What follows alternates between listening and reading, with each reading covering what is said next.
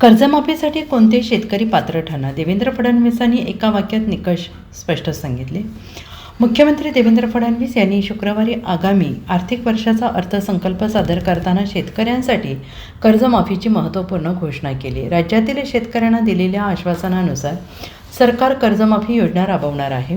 त्यासाठी स्वतंत्र समिती स्थापन करण्यात आलेली आहे. त्यानुसार 30 सप्टेंबर 2025 पर्यंत थकीत असलेल्या पीक कर्जासाठी पुण्यश्लोक अहिल्यादेवी होळकर शेतकरी कर्जमाफी योजना जाहीर करण्यात येते आहे, अशी घोषणा देवेंद्र फडणवीस यांनी केली. या योजनेअंतर्गत पात्र शेतकऱ्यांना 2 लाख रुपयांपर्यंतच्या पीक कर्जाची माफी दिली जाणार आहे. याशिवाय जे शेतकरी नियमितपणे कर्जफेड करतात त्यांना प्रोत्साहन देण्यासाठी सरकारकडून 50,000 रुपयांपर्यंत प्रोत्साहनपर आर्थिक लाभ देण्याच्या घोषणा त्यांनी केली आहे. आणि या घोषणेनंतर विरोधकांनी सरकारवर टीकेची झोड उठवली आहे.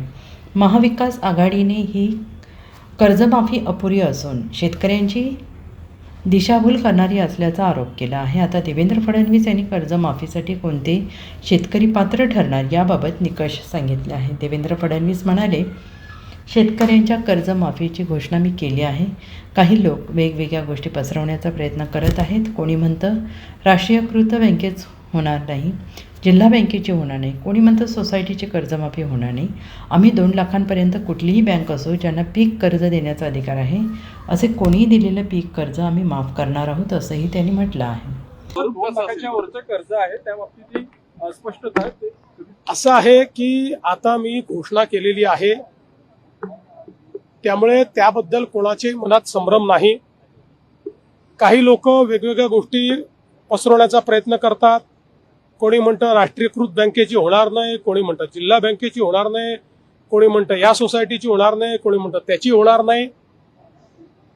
आम्ही 2 लाखापर्यंत कुठलीही बँक असो ज्यांना पीक कर्ज द्यायचा अधिकार आहे अशा कोणीही दिलेलं पीक कर्ज हे आम्ही त्या ठिकाणी माफ करणार आहोत.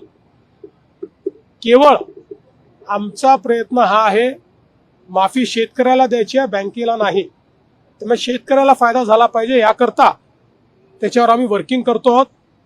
आम्ही यापूर्वीच सांगितलेलं आहे की 30 जूनच्या आधी आपण कर्जमाफी करणार आहोत. त्यामुळे आता बजेटमध्ये ती आली असल्यामुळे आता पुढच्या कारवाईला सुरू होईल. कमिटी याच्यावर काम करते. कमिटी बाकी सगळ्या गोष्टी या ठिकाणी सांगेल. एवढंच सांगतो, जुन्या कुठल्याही कर्जमाफीपेक्षा चांगली ही कर्जमाफी असेल. Bureau report, SBN Marathi, Mumbai.